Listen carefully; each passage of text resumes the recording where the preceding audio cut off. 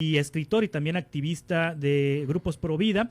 Les agradezco mucho que estén con nosotros esta mañana. Lupe, ¿cómo está? Buenos días. No, mil gracias a vos. La verdad que estoy muy bien, muy contenta de estar en México. La primera vez que estoy y me están recibiendo de la mejor manera. Muchas gracias. Agustín Laje, ¿cómo estás? Muy bien, muchas gracias por la invitación, es un placer. Gracias. Busqué en Wikipedia Agustín Laje, dice Wikipedia. Es un escritor, politólogo y conferencista argentino. Es coautor del bestseller El Libro Negro de la Nueva Izquierda. Es fundador y presidente de la Fundación Libre, un think tank de ideología conservadora. Ha sido considerado como un ultraderechista. Qué feo, ¿verdad? Que le digan un ultraderechista. No, a ver, me han dicho cosas peores. Por ejemplo. Bueno, ¿Fascista? a mí me daría más miedo que me digan que soy de izquierda, por ejemplo. Sí. Afortunadamente ese insulto jamás me lo han dicho.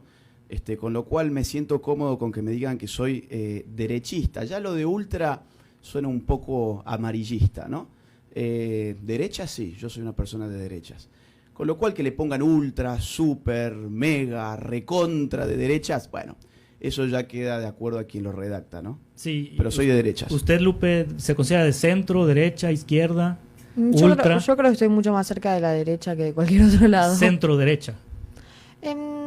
No, o derecha. sí, con aquellos que se definen de centro derecha, la verdad es que no me encuentro. Considero que son más de izquierda que otra cosa. ¿Son tibios? Sí.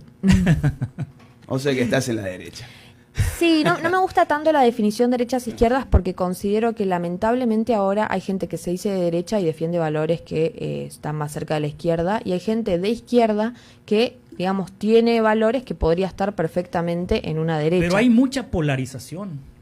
Sí. Mucha polarización. Sí, yo creo que la discusión pasa por otro lugar acá, si son los intereses nacionales o son los intereses de las organizaciones internacionales, digamos, de los lobistas internacionales.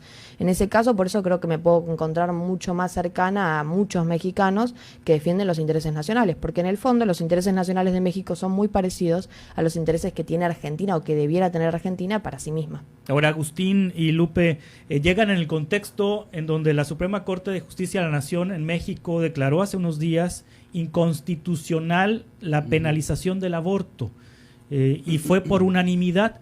Resulta que el ministro ponente, Luis María Aguilar, que fue el que hizo el proyecto de sentencia, se le consideraba de derecha, o sea, conservador, o sea, Sí. así, y sorprendió su proyecto de sentencia y también la unanimidad de la Suprema Corte de que no debe ir a la cárcel una mujer por abortar.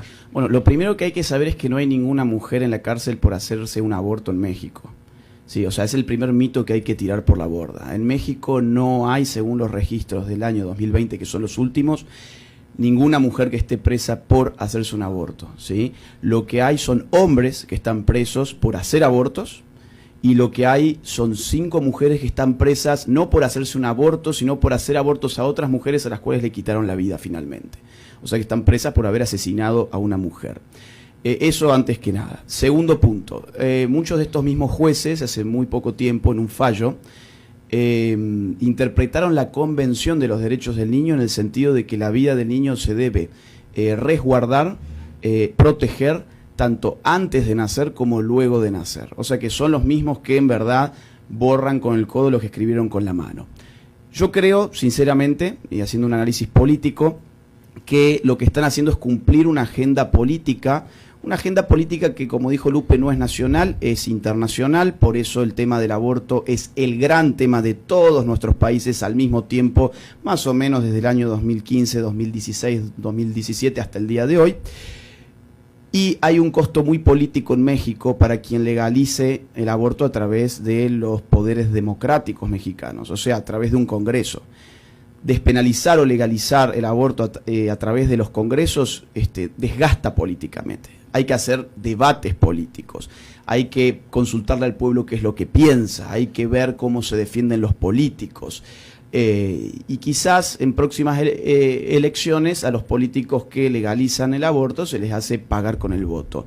Ese es el costo que el gobierno no ha querido afrontar y por lo tanto, a mi juicio, ha utilizado a los jueces, porque los jueces no tienen ningún vínculo con el pueblo. El juez viene de un poder al cual el pueblo no accede. El pueblo no sabe quiénes son los jueces, no los conocen, no los votan, no los quitan, no los ponen.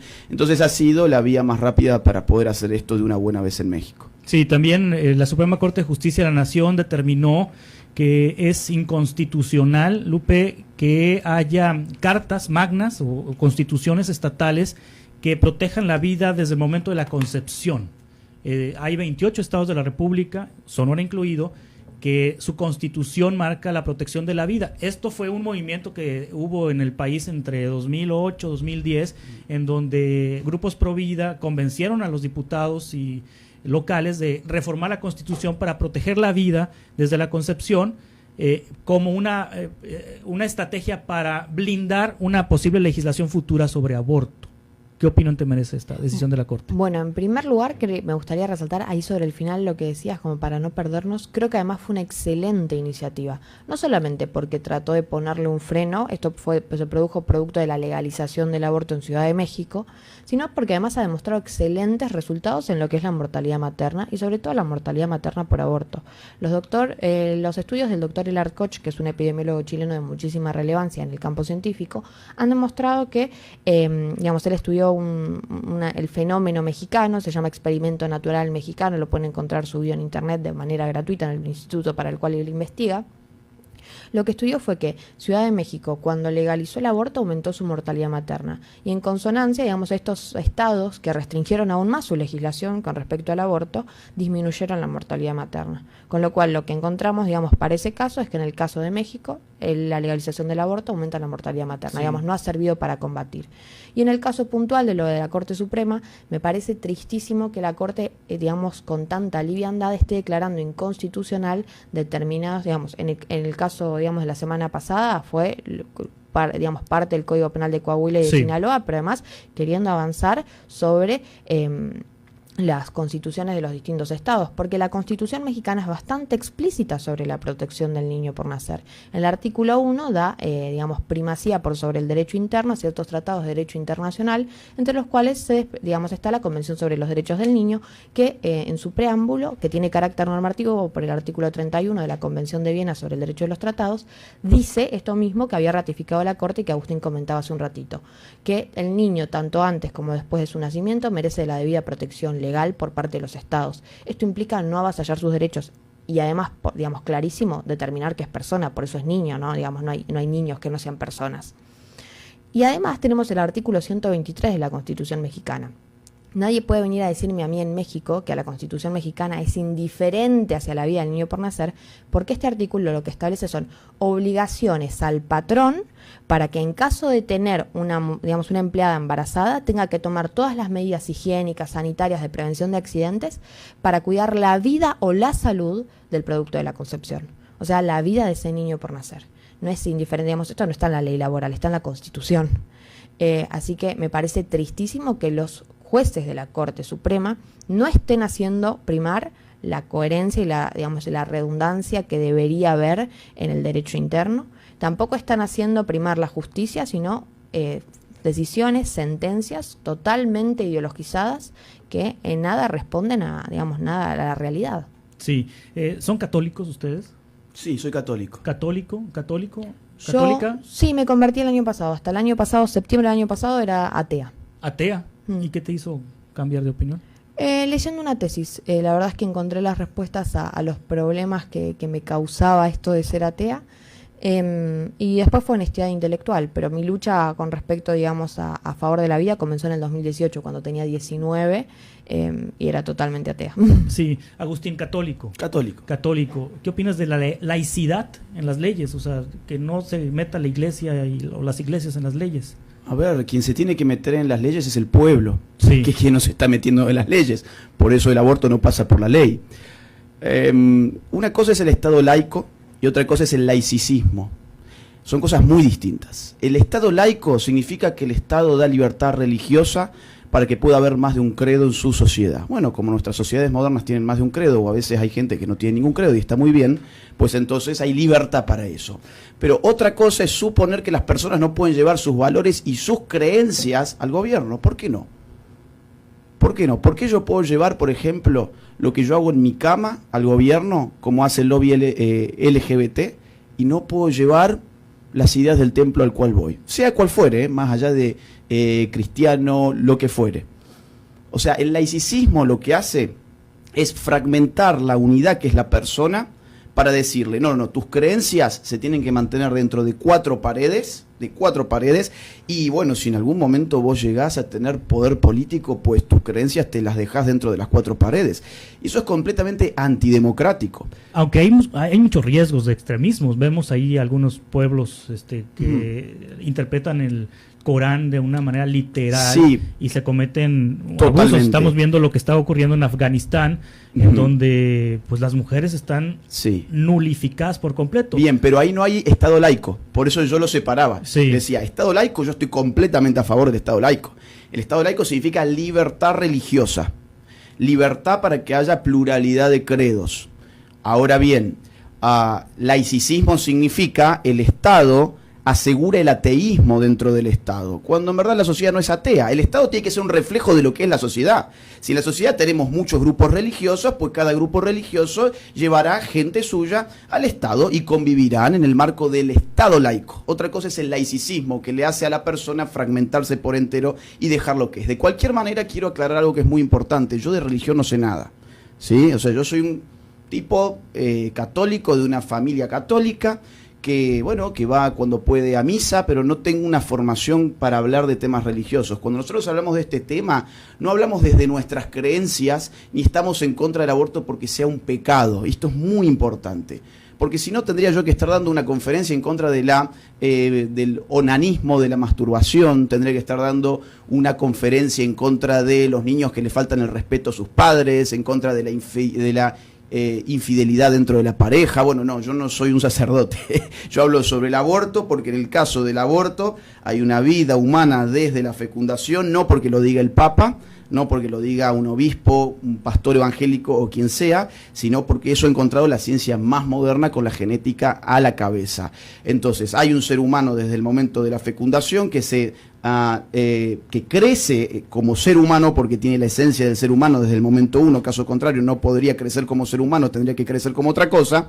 Por lo tanto, esa vida de nuestra especie, de la especie humana, quitarle esa vida no es interrumpir un embarazo, es aniquilar una vida humana. Entonces, por eso estamos en contra del aborto, más allá de si creemos o no creemos en Dios. Sí, hay una encuesta a propósito de la decisión de la Suprema Corte de Justicia de la Nación, la estoy buscando aquí, salió en el Financiero. Más o menos, ¿qué decía? Creo recordar, 60-40 está en México. ¿Qué cosa? 60% en contra del aborto, 40% a favor del aborto, y esto va creciendo el apoyo hacia el tema por parte... ¿Cuántos son los encuestados? 60 y 40. No, estoy buscando la nota, déjame... Mire, en Argentina las encuestas nacionales dieron 70-30 y Argentina es un país mucho menos católico que este, ya que estábamos en el tema. Es un país donde la iglesia tiene mucho menos poder que aquí y es un país mucho más progresista y los guarismos fueron 70-30. De cualquier manera, yo no creo que sea un tema real el tema del aborto. Es decir, no creo que sea un tema de relevancia para la gente. 53% en contra, 45% a favor. Dice, la opinión pública mexicana continúa marcadamente dividida en su postura frente al derecho a la mujer al aborto, según revela la serie de encuestas nacionales del Financiero. El 45% de las personas entrevistadas el pasado mes de agosto manifestó su acuerdo con que la ley permite el derecho al aborto, mientras que el 53% está en desacuerdo. La última vez que se publicó esta serie de datos fue en marzo de 2021, en el marco del Día de la Mujer. La encuesta más reciente hasta el momento, realizada en febrero, arrojó números muy similares, con 45% de acuerdo y 51% en desacuerdo. Y debe tener aquí la nota técnica. Te preguntabas cuántas personas, ¿no? Es metodología, encuesta nacional realizada vía telefónica, 1,000 mexicanos, adultos. Es una encuesta muy chica. Del 13, 14, 27, 28 de agosto. Se hizo un muestreo probabilístico de teléfonos residenciales y celulares en las 32 entidades. Nivel de confianza del 95%, margen de error más o menos 3.1%. Digamos, es una encuesta periodísticamente muy pobre. En Argentina tenemos una población que es la mitad de México y una encuesta más o menos para que refleje una realidad posible. Estamos hablando de arriba de 2.500 casos. Encuestas presenciales, no telefónicas, pues telefónicas es un número más grande todavía. O sea, una encuesta de 1.000 casos, la verdad que es una encuesta muy pobre, no creo que refleje la realidad de Pero divide, México. Hay personas que, por ejemplo, mi postura personal, y bueno, una disculpa porque no debiera yo estar compartiendo posturas personales. Yo no abortaría, digo, no puedo abortar porque no soy mujer, pero yo si fuera mujer yo no abortaría, yo no estoy de acuerdo.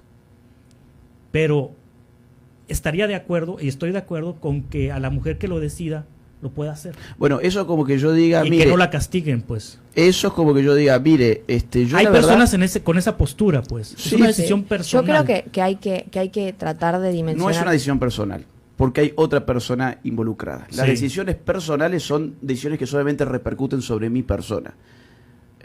Yo no puedo tomar la decisión personal, vamos a decir, de romper la silla contra su cabeza, porque no es una decisión personal, está involucrada su persona. De la misma forma que una mujer que toma la decisión, digamos así, de acabar con el hijo que lleva en su vientre, la decisión personal, y bueno, es acabar con otra vida.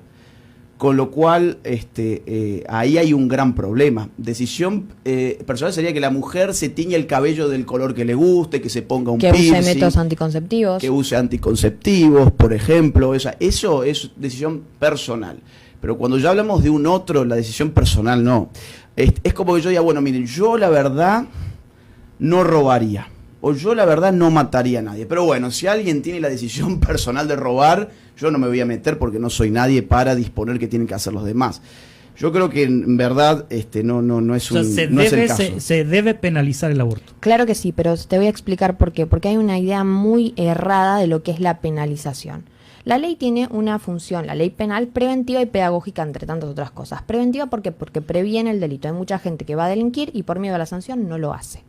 Pero además, como digamos, retomemos los datos que decía Agustín hace un rato, no hay mujeres presas por su propio aborto en México, digamos, ni por consentir ni por provocar.